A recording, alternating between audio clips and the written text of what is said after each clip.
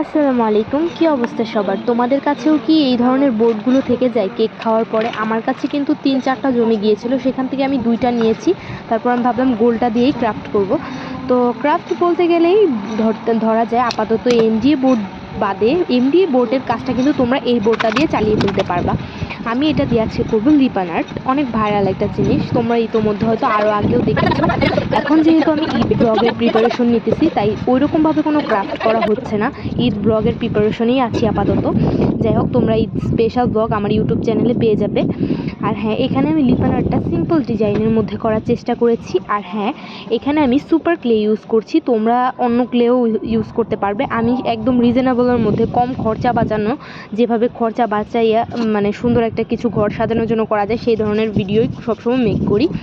আমি একদম খরচা কম করে সব কিছু সুন্দর করে বানানো দেখাই, যেগুলো আমিও কিন্তু নিজের থেকে বানাই না, আমি অনেক প্রকার বুদ্ধি নিয়ে তারপর বানাই।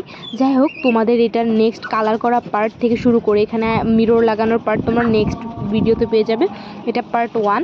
তো যাই হোক, তোমরা আমার ইউটিউব চ্যানেলটাকে সাবস্ক্রাইব করে দিও, টিকটক আইডিটাকে ফলো দিয়ে দিও। আর তোমাদের কাছে এটা কেমন লেগেছে তোমরা কমেন্টে জানাও।